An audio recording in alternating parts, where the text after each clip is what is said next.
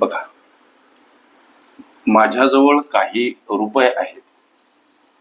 जर मी वर्गातील प्रत्येक विद्यार्थ्याला 3 रुपये दिले तर माझ्याकडे 30 रुपये शिल्लक राहतात.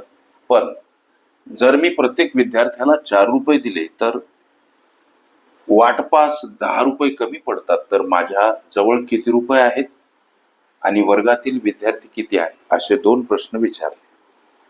लेकरांनो, वर्गातील विद्यार्थी किती हा जो प्रश्न, उदाहरणार्थ वर्गातील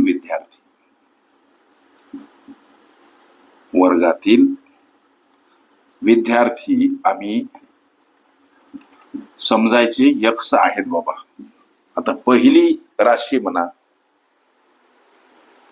किंवा पहिलं समीकरण स्वरूप वर्णन गणिताचं काय, तर माझ्याजवळ काही रुपये आहेत. जर मी प्रत्येक विद्यार्थ्याला 3 रुपये दिले तर माझ्याकडे 30 रुपये शिल्लक उरतात. हे समीकरणबद्ध करायचं कसं? उदाहरणार्थ वर्गातील विद्यार्थी संख्या जर आम्ही यक्ष समजली आणि प्रत्येक विद्यार्थ्याला जर 3 रुपये दिले म्हणते, म्हणजे वाटपाची रक्कम 3 गुणिला यक्ष होईल, तर माझ्याकडे 30 रुपये शिल्लक उरतात. लक्ष द्या, म्हणून हे उरणारे 30 अधिक करायचे. ही झाली माझ्याकडील समीकरण स्वरूप एकूण रक्कम. याला समीकरण 1 असं नाव द्या लेकरांनो. आता दुसऱ्या राशीमध्ये गणित असं म्हणते की जर मी प्रत्येक विद्यार्थ्याला 4 रुपये दिले तर वाटपासाठी 10 रुपये कमी पडतात.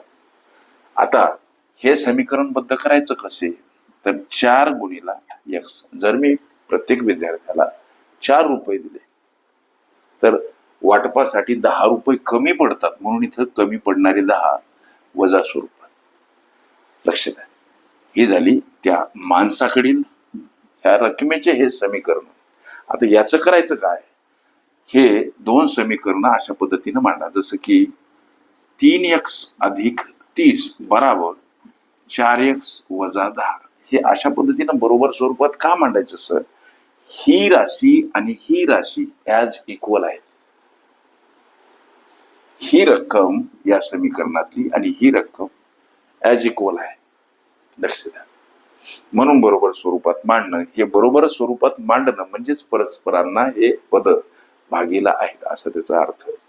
लेकरांनो, या 30 कडे म्हणजे या 30 कडे हे वजा 10 येताना अधिक 10 स्वरूपात मांडावे लागतात. का मांडावे लागतात सर?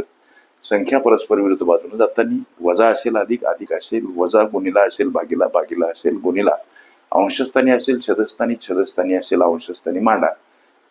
असे काही गणितीय गुणधर्म पाठ करा. आता या 4x कडे येताना अर्थात 3x वजा स्वरूपात ही बेरीज 40 सर, आणि इकडची वजापैकी काय तर यक्स. यक्सचं उत्तर 40 आलं, म्हणजे त्या वर्गातील विद्यार्थी संख्या किती आहे? 40 विद्यार्थी. हे एका प्रश्नाचं उत्तर तुम्हाला ऑलरेडी मिळालं. आता माझ्याकडील रकमेचा प्रश्न, जो प्रश्न विचारला की माझ्याजवळ किती रुपये आहेत, माझ्याकडील रक्कम, हा जो एक प्रश्न राहिला, माझ्याकडील रक्कम किती बाबा, याचं उत्तर काढण्यासाठी काय करायचं बाबा, तर समीकरण 1 मध्ये मिळाल्या एक्सची किंमत वाटल्याच्या इथं लिहितो. समीकरण 1 मध्ये एक्सची किंमत ठेवा, एक्सची किंमत ठेवा. लक्ष द्या, समीकरण 1 काय आहे? 3x अधिक 30 हे आहे समीकरण 1. याच्यामध्ये एक्स दिसतो 3 सोबत गुणिला असलेला. एक्सची किंमत इथं ठेवा. 3 सोबत एक्स गुणिला म्हणजे एक्सची किंमत गुणिला घ्या अधिक 30.